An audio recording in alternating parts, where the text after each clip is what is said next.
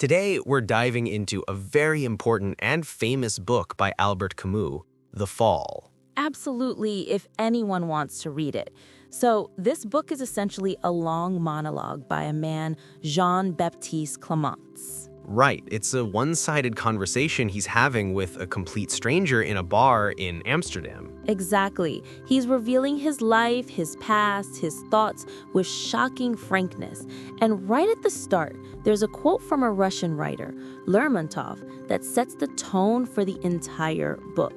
Oh? He says that the hero of his book, A Hero of Our Time, is not a portrait of one person, but of the vices of an entire generation. And that's where the central question arises. Is Clamence just telling his own story, or is he speaking for all of us? Is he holding up a mirror to what's hidden inside each of us? Fascinating. So let's step into the world of this character, Clamence. The story begins in an Amsterdam bar called Mexico City. Mexico City, yes. Clamence starts talking to the bartender and then to the stranger. He says this bartender only speaks Dutch and calls him a trained monkey, completely absorbed in his own world. And this is where Clamence's own character begins to unfold. He observes people intensely, immediately forming judgments. Completely. He compares the bartender's silence to a primeval forest with a simple take it or leave it attitude. He senses the bartender was probably more sincere once, but society has made him distrustful. And then he mentions an empty space on the wall where a painting used to be. Yes, a masterpiece. Clamence suggests the bartender acquired it through some shady means and then, out of suspicion, returned it. This small detail feels like a comment on society itself. Right. And during this, how does he present himself? He says, I'm very talkative, sociable, I like the company of intelligent people, but then he immediately adds, I also know how to keep my distance. There's a real contradiction in his personality. He takes great pride in his French, especially his use of the subjunctive mode. But then he says something profound. Style, like sheer silk, often hides eczema. That's a deep thought. Do beautiful words serve to hide the truth? Perhaps that's the question he's raising. Exactly, and this self-love and self-criticism run side by side in his character. As the conversation progresses, he talks about Paris, where he used to live, and compares it to Amsterdam. And his view of Paris is that people there have only two hobbies, ideas and fornication. And then he delivers this sharp description of modern man. Yes, he fornicated and read the papers, meaning he had superficial relationships and consumed information. Is this a portrait of people today?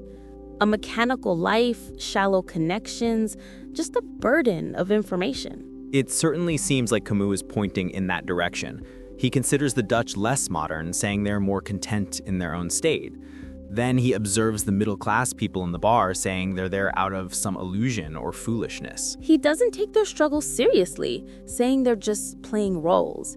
He even compares them unfavorably to people who slowly destroy each other within families. To explain this consuming aspect of society, he gives the example of piranha fish from Brazil. Piranhas. He says just like they can devour a person in minutes, our social system, job, family, entertainment slowly hollows us out from the inside. And then he says it's a question of which will clean up the other. That's a very dark view of life. It is. Around this time, he orders another drink and finally introduces himself, Jean-Baptiste Clamence, once a lawyer, now a Judge-Penitent. Judge-Penitent, a title that's both contradictory and heavy with meaning. Now he begins to analyze the stranger sitting with him. He guesses he's also around 40, well-dressed, clean hands, a bourgeois. But he also says he's a cultured bourgeois because he smiled when Clamence used the subjunctive mode. He noticed. Then he asks two very direct questions. First, are you wealthy? Second, have you shared it with the poor? When the answer is no, he calls him a Sadducee. The Sadducees were an ancient Jewish sect that didn't believe in the afterlife and focused on worldly things. Clamence says someone unfamiliar with the scriptures might not get it, but the stranger understands. This intrigues him even more. And then he describes himself. physically strong, intelligent, well-manicured nails, sophisticated. But where does he go? Sailor's bars. Again, that contradiction. And his profession, Judge-Penitent. He says, I have nothing now. I was rich once, but I also didn't share with the poor, meaning I was a Sadducee too. That's a kind of judgment on himself, isn't it? Absolutely. Now they step outside. It's night.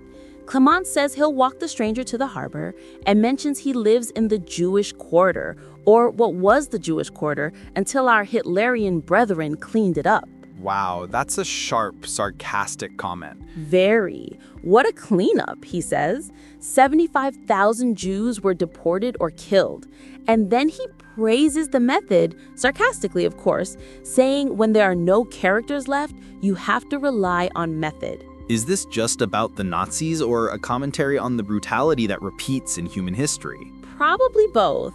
He says living in this atmosphere might be why he's suspicious of every new face. He tells two dark stories, one about having to choose someone to shoot, and another about a pacifist who was killed despite a welcome sign on his door. These stories seem to present examples of human nature's darkness and historical oppression. Completely. They walk in the night rain. Clamence says gin is the only ray of light in the darkness. He calls the Dutch double. Their bodies are here, their minds elsewhere. Holland is a dream of golden smoke, he says. He compares the Dutch on their tall black bicycles to the character Lohengrin from German folklore, who arrived on a swan boat, suggesting they are also lost in dreams, far from reality. And then Amsterdam's canals, he compares them to the circles of hell. He says it's the middle-class hell, full of bad dreams, and we're in the last circle, at the edge of the world. This is very symbolic language. Very. He says he's vowed not to cross a bridge at night. Why? Because if someone jumps, what would you do? Jump in to save them, which is dangerous in the cold, or leave them, which you'd regret forever? This dilemma of choice, this burden of responsibility, it feels like this is where his story is about to take a turn. He calls the women visible in the windows a cheap dream, a trip to the Indies. And now he finally comes to explain his title, Judge-Penitent. He says a few years ago, he was a very successful lawyer in Paris. He took on noble cases. Cases for widows, orphans, or criminals he thought were victims. He describes his old self with great pride. I was the champion of justice. He was passionate, persuasive. He felt justice slept with him. What gave him peace was two things. First, that he was on the right side in court. He wasn't the accused. And second, a natural contempt for judges. He was amazed that one person could judge another. That's interesting because he himself has now become a judge. That's the irony. He says the feeling of being right, self-confidence, these things drove him. And if you take that away from a person, they go mad. He says many crimes happen precisely because the criminal can't bear to be wrong.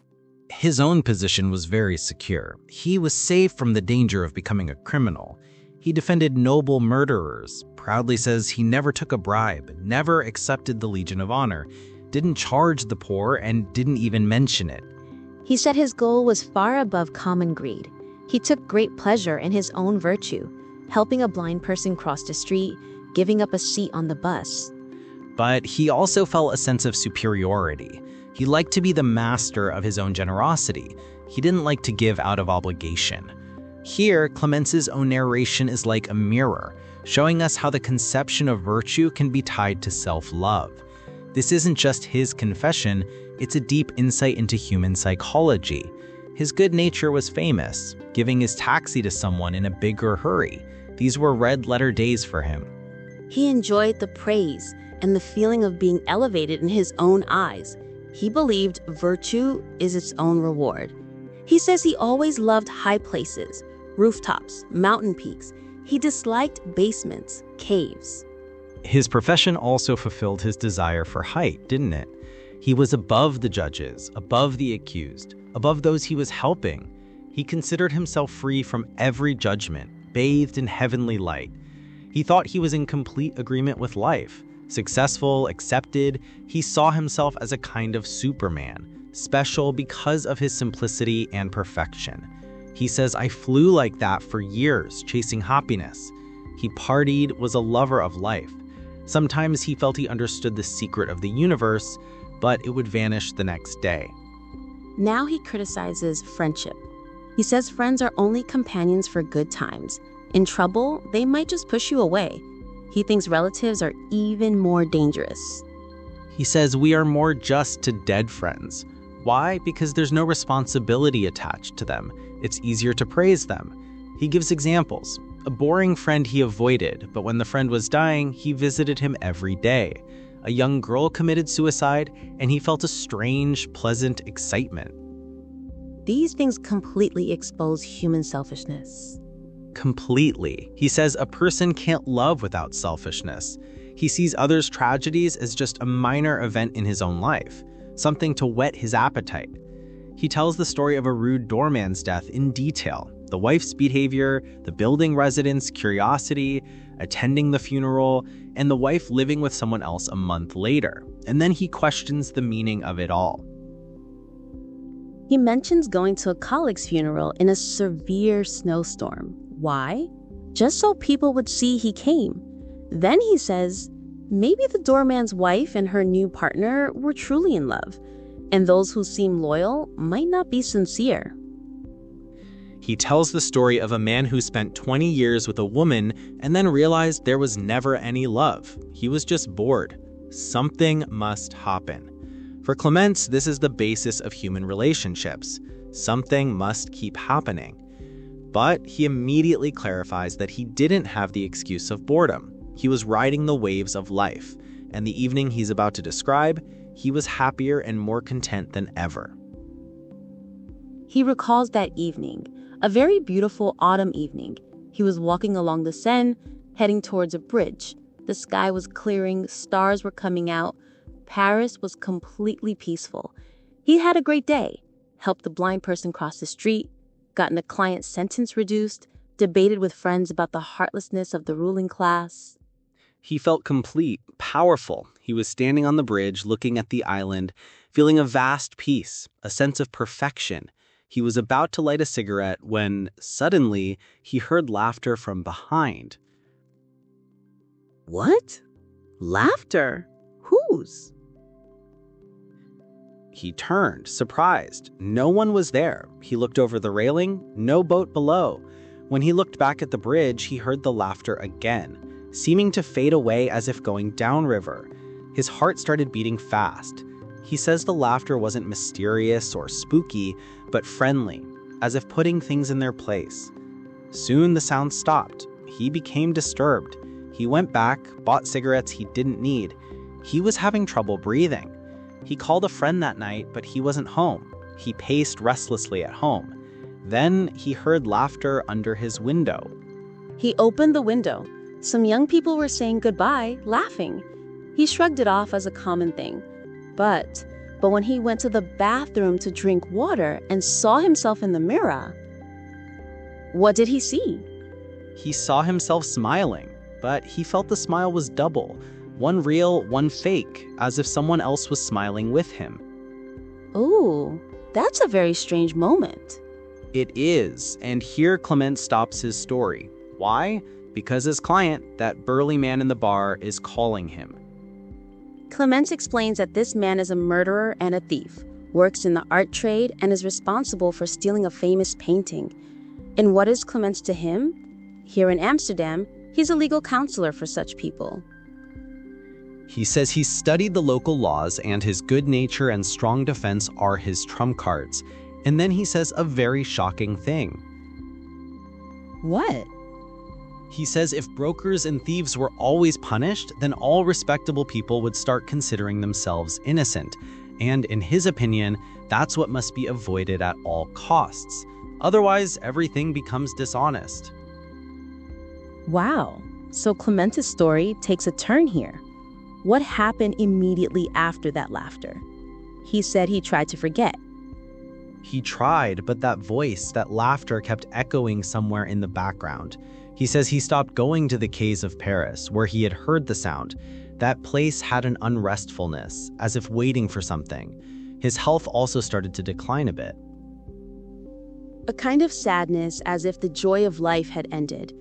And he says he was forgetting how to live, as if it were a skill he had never learned. Absolutely. And then he comes to Amsterdam. He praises the canals, but admits it's a bit forced. His real preference is for heights, Sicily, Java, islands where you can stand high and look down, feeling a sense of domination. And this desire to dominate becomes very important in understanding his psychology later. He says everyone needs slaves. He says you can't do it openly anymore, but the inner desire to command is still the same. So in his view, every person needs slaves. It's as necessary as air, a wife, children, a dog, someone to vent anger on who won't answer back. He even quotes the proverb about children not answering back to their fathers, criticizing the hypocrisy of society. A very sharp criticism. He says in principle, everyone is free, but in practice, we all accept slavery in some form, and the real thing is power. There's no debate anymore. Communication happens. The police will explain. He gives his own example. He always liked people who served with a smile. A depressed waitress would ruin his day because he felt her silence was a criticism, diminishing his sense of entitlement. So, slavery is necessary, but it must come with a smile. And we must keep saying everyone is free. This makes them less frustrated and our conscience remains calm. Then he thinks, what if everyone put up their true shop signs?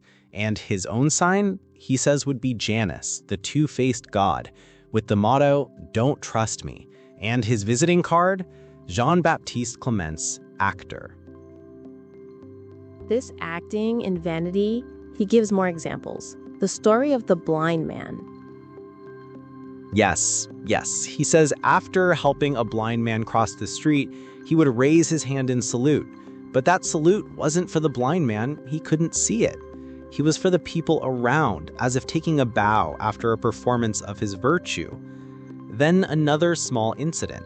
After helping a motorcyclist, he meant to say anyone would do that. But what came out of his mouth was, no one does that, meaning only I could do it. Simple arrogance, and he admits it openly. He says this was the refrain of his life, always thinking himself better. In tennis, even though average, he thought with a little practice, he'd be champion. And he helped people to prove his own superiority. A kind of patronizing attitude, taking all the credit. These harsh truths started to slowly reveal themselves to him after that laughter. Before that, he would forget everything. He had a remarkable ability to forget. War, suicide, love, poverty, all were like past events. Only his own race, his own deeds, were remembered. That's a strange thing. Forgetting others but not forgiving yourself, there's a paradox there. Sometimes this habit made him ruthless, sometimes perhaps magnanimous. But in reality, he was living on the very surface of life, in words and thoughts, far from reality. But then an incident shatters this surface, this self-deception. The motorcycle incident. Yes, at a traffic light, a motorcyclist stops in front of his car. The engine stalls. Clamence politely asks for way, and the man is rude. An argument escalates. Horns honk from behind. The man threatens to hit Clamence. Now Clamence, who was so proud of his physique and strength, gets out angrily to teach him a lesson. But as soon as he steps out, a man from the crowd shouts, "You can't hit this weakling. His motorcycle is stuck." And in that moment, the motorcyclist slaps Clamence hard on the ear and runs away. And what did Clamence do? Nothing. He stood there, stunned. Horns were honking. He didn't even confront the man who had shouted. He silently got back in his car and drove away. The man called him a poor fool as he left. This whole episode must have affected him deeply. Very much. He says it took a long time to forget. Public humiliation and no retaliation. His self-image as the complete man was shattered. And from this, he learned what his real desire was. Not justice or intellect, but pure power. To defeat others, to command them. He says, doesn't he, that every intelligent man dreams of being a gangster inside. A very cynical view. It is, and he also understood that his sympathy for criminals lasted only as long as they were distant. If the danger came to him, he too would become a cruel master, wanting revenge outside the law. Then he turns to his relationships with women. What discoveries are there? This part is also quite disturbing. He says he never had trouble attracting women. He had charm, which he defines as getting a yes without asking a question. But true love, he says he never did it. For him, it was all sexuality. Women were just a means for pleasure and conquest, and he was proud of it. He says he could leave his parents for a 10-minute adventure. If he liked a friend's wife, he would very sincerely end the friendship with the husband first. But he also calls this a weakness in sexuality. A weakness in what sense? In the sense that he couldn't see beyond the body in love, a congenital inability. But this weakness gave him freedom. Because he wasn't romantic, he could play the romance game very well. The game he played was what? He knew women don't like directness, so long speeches, attention. He had a specific speech where he presented himself as very inferior, unworthy of love, making life a mystery. And it worked, always. This fulfilled women's desire to love and his own self-love, a double win. When he got bored, he sometimes took strange oaths from them not to go to anyone else, so he could leave them easily. Meaning control over everything, and that vengeful experience, the one where he took revenge? Yes, there was a woman he didn't particularly like. Later he found out she had mentioned his flaws to someone. Clamence was furious. He won her over again and then humiliated her in every way until she became a complete slave. The day she openly admitted her slavery, Clamence left her. Oh God, what does he conclude from all this? That a man is never hypocritical in his pleasures. He believes he was more honest in his personal life. And why was it difficult to end relationships? Not out of soft-heartedness, but out of a desire to keep receiving love to maintain his right. But as soon as he got it, he got tired of its burden. It was a strange conflict. His ideal solution was very extreme. Yes, that the ideal is for the person you're interested in to die. The relationship becomes permanent. Responsibility ends. But he says he couldn't kill everyone. The real goal was for everyone to just pay attention to him, for people to put their lives on hold, waiting barrenly for his signal. For my happiness, it was necessary that the creature I chose should not live at all. And he says he's ashamed to admit this.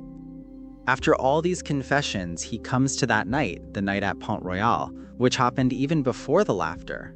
Yes, 2 to 3 years earlier, a cold, rainy November night around midnight, he was crossing the Pont Royal bridge. And there was a woman there, yes, in the middle of the bridge, leaning over the railing, thin and black, staring at the river. Her wet neck made him pause for a moment. Then he walked on, but then a sound came. Yes, he had just taken about 50 steps off the bridge, a sound of something heavy falling into the water from behind, a loud splash, very loud and frightening in the silence. He stopped, but he didn't turn around. He didn't look back. And immediately after, screams, once, twice, then stopped, and then complete silence. He says he couldn't move, shivering from the cold, maybe from shock. He thought, hurry up, but a strange weakness gripped him. He thought, it's too late. He doesn't remember clearly, maybe that or it's too far, something like that. He just stood there listening. Then very slowly, he walked away in the rain and told no one. No one. Didn't read the papers for the next few days. This event probably became the biggest burden on his conscience, which perhaps prepared the ground for the coming laughter.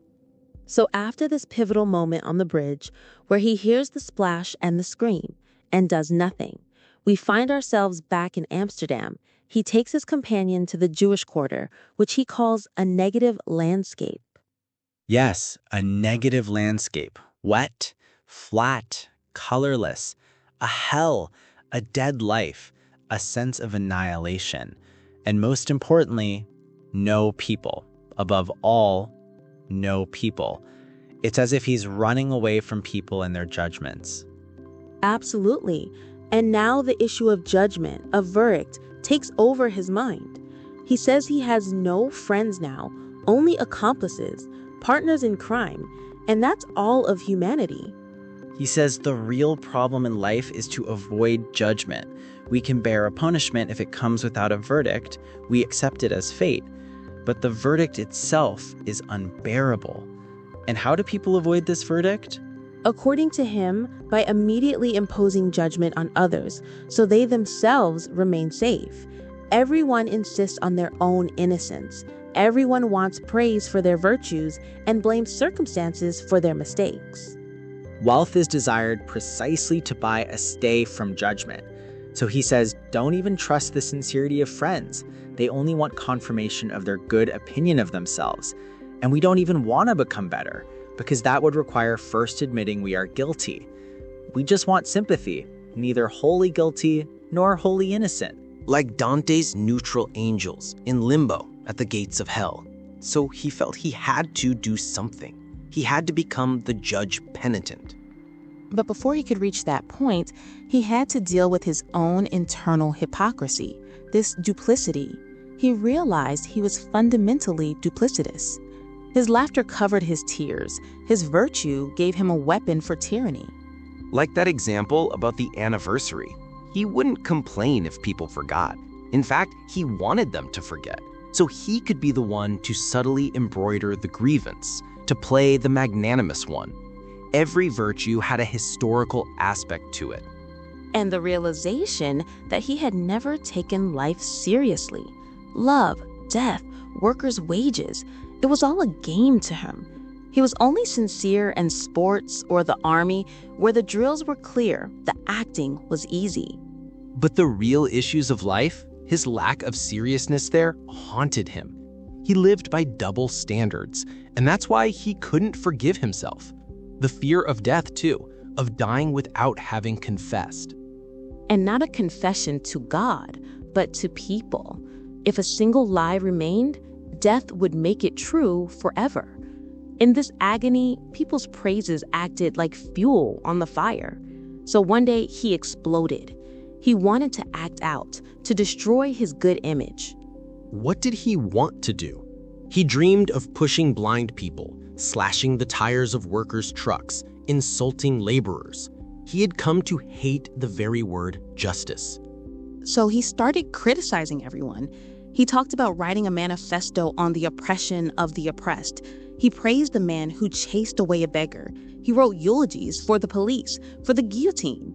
He started going to atheist gatherings and saying, "Thank God," just to provoke people. All to ruin his own reputation, but nothing came of it. Nothing. People were a little bothered, then forgot. Merely accusing himself wasn't enough. He realized he needed a new method, a specific technique.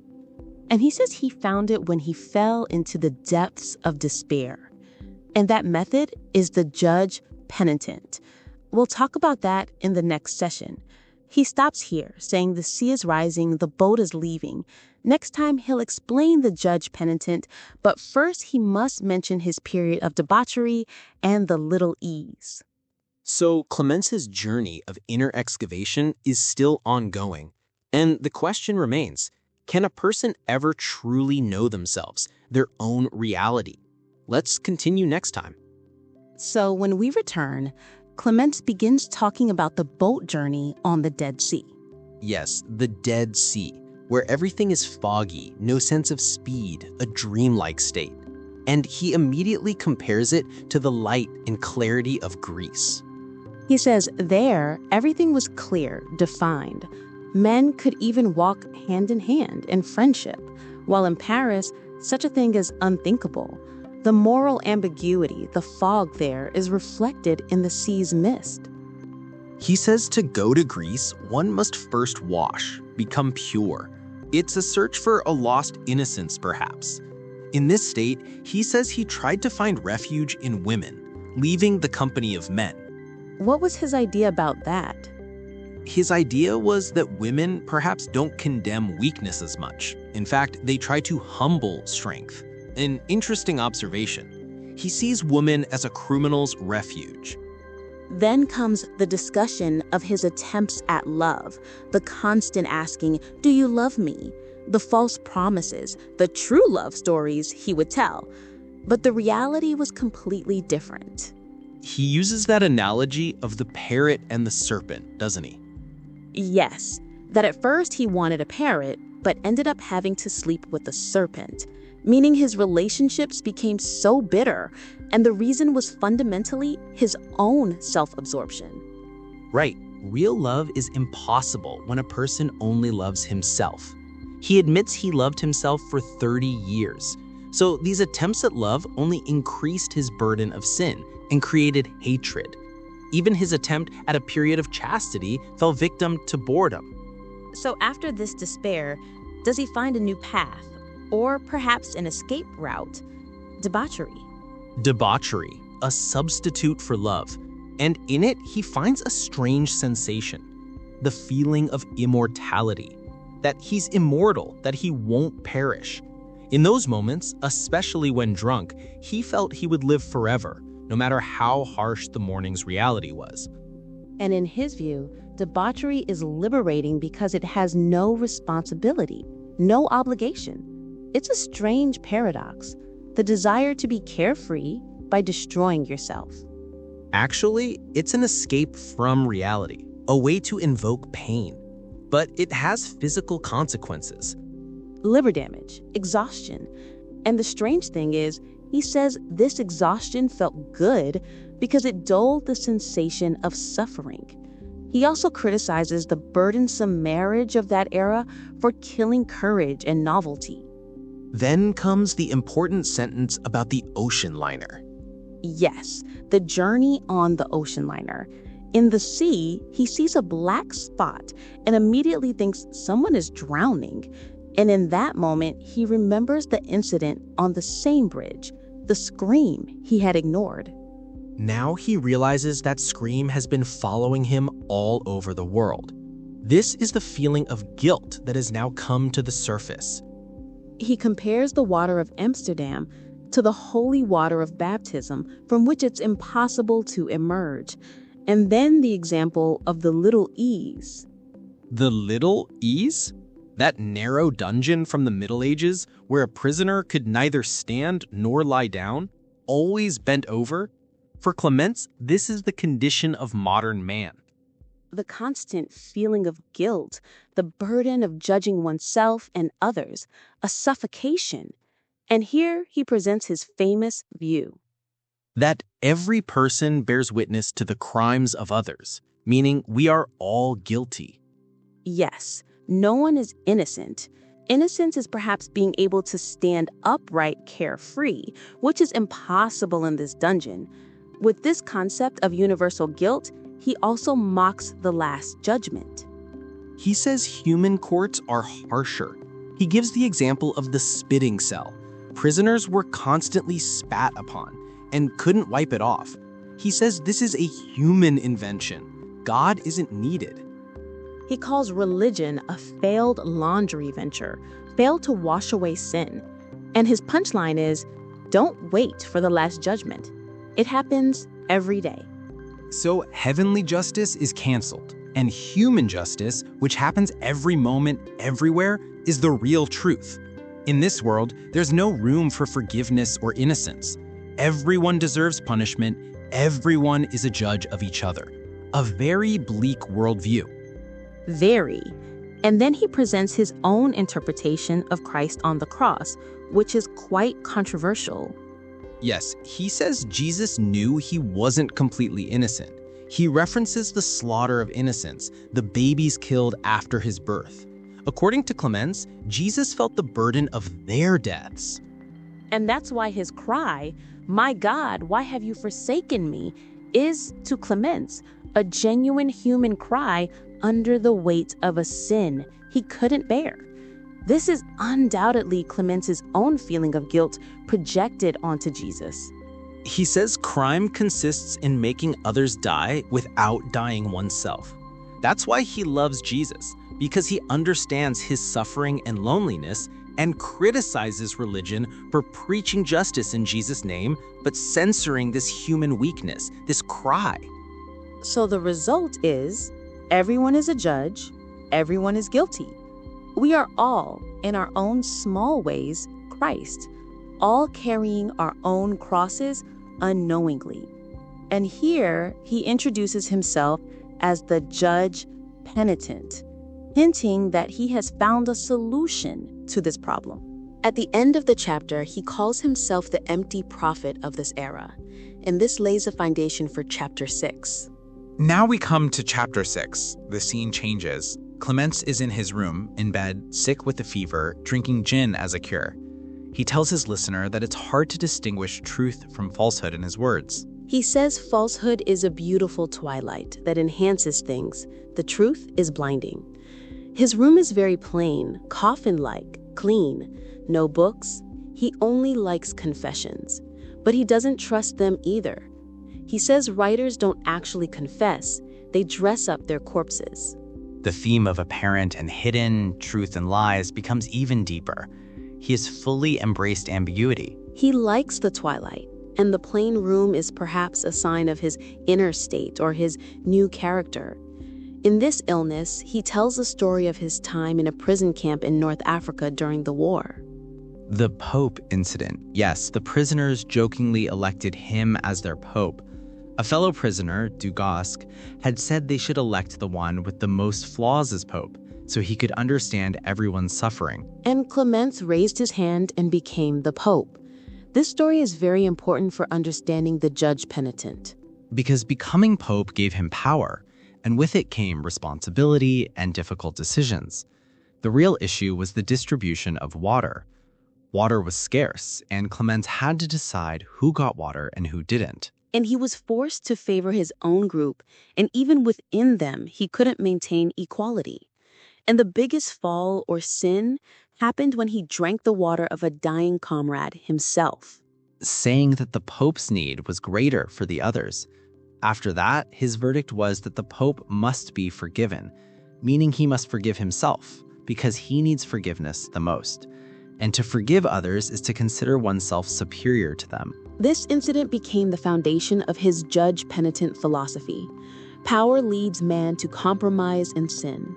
Drinking the water was another fall, and forgiving the Pope was actually acknowledging the weakness of all humanity. After this, he mentions his OCD, the habit of repeatedly checking the lock. And then he reveals the secret he had hinted at before, the stolen painting, The Just Judges. The panel from Van Eyck's famous Ghent altarpiece that was stolen and never recovered. Clamence reveals that he got the painting from the owner of the Mexico City bar, who had acquired it in exchange for a bottle of wine. And Clamence has hidden it in his wardrobe. This painting has now become a symbol of the separation of justice and innocence. By possessing the true judges, Clamence feels a kind of superiority over the false justice of the world. He gives several reasons for keeping it. The true owner isn't deserving. It's hard to tell the copy from the original. It gives him a sense of superiority. It might get him a chance to go to jail. It matches his worldview that innocence is no longer with justice. And most importantly, it helps him continue his profession. So now he explains what this profession of Judge-Penitent actually is. How does it work? The method is to openly confess one's sins in public, like in a bar to strangers, but skillfully navigating, using we instead of I, so the listener also becomes involved. To turn his confession into a mirror for the listener in which he sees his own reflection. The goal? To accuse everyone in order to lighten his own burden. His famous call is, "The more I accuse myself, the more I have the right to judge you." That is a clever psychological manipulation, using self-abasement as a means to establish power and judgment over others. It's a mimicry of true repentance, but the goal is not salvation, but power. First, humbling oneself to gain sympathy. Then, by saying we, bringing the listener to your level. And then, when both are equal, Clamence is in a position to command him. After this, Clamence declares freedom a burden. a heavy, lonely, and exhausting burden. He says the result of freedom is always a court judgment. That's why it's heavy, especially when a person is alone, without God, without a master. And that's why he emphasizes the need for a master, because God is out of style. He advocates for slavery. But a slavery where all are equal in guilt, a republic of guilt. When we are all guilty, then there will be democracy. This is Camus' commentary on the burden of existential freedom and how people are ready to surrender to any system to escape it, be it political, religious, or a psychological system like Clamence. Clamence's solution is an extremely cynical answer, an attempt to escape the responsibility of freedom and justice. In his view, relief lies only in bowing to some master. Clamence then describes his current life, continuing this profession of Judge-Penitent in the Mexico City bar, finding comfort in this duplicity. Permitting himself everything again because of his confession, he feels a strange happiness as if he were a god standing on a height, judging the crowd below. The laughter that used to disturb him, he still hears sometimes from afar. For a moment, he doubts, but quickly suppresses it. He likes walking along the canals in the morning, so this is the end of his journey. He has found a strange comfort and power by accepting hypocrisy and universal guilt.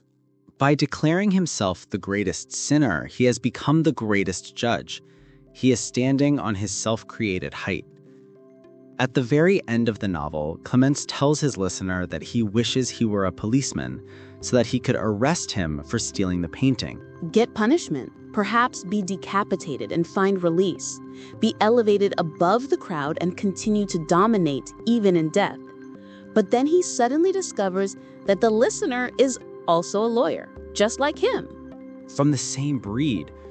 This revelation is important. It makes Clamence realize that his listener, whom he was judging, is just like him, probably went through similar moral compromises. Both are alike. And then Clamence challenges that lawyer to tell him about his own moment of fall, the moment when he too was perhaps on the bridge of the Seine. The novel's final sentences are addressed directly to the listener. When Clamence, recalling that bridge incident, says, "O young woman, throw yourself into the water again, so that I may have a second chance to save us both. But now it's too late. It will always be too late. Fortunately." This ending connects the entire monologue back to the beginning and directly involves the listener, the reader. It confronts us with shared guilt and the impossibility of salvation. And that last word, fortunately, is deeply ironic. There's a relief in the fact that the chance to do the right thing is forever gone, because if it came, he might actually have to act, which he desperately wants to avoid. So that was our detailed discussion of Albert Camus' novel, The Fall. Jean-Baptiste Clamence's complex and troubling character, a book that raises profound questions about human nature, guilt, hypocrisy, the burden of freedom, and the struggles of modern man. Completely, The Fall is a mirror to modern man. Camus has painted in Clamence a portrait of a man who is afraid of freedom, avoids facing the truth, and constructs philosophies to justify his hypocrisy. The central message of the novel is perhaps that we are all, in some form, judge-penitents. We point fingers at others to hide our own weaknesses, and we are all prisoners in this little ease of universal guilt. And perhaps the biggest question the novel leaves us with is this: is there even a way out of this little ease? Clamence didn't find one. He found his relief within it. Does humanity have a better answer? This question continues to resonate in the reader's mind. We'll be back next time with another profound text for a deep conversation like this one. Until then, goodbye.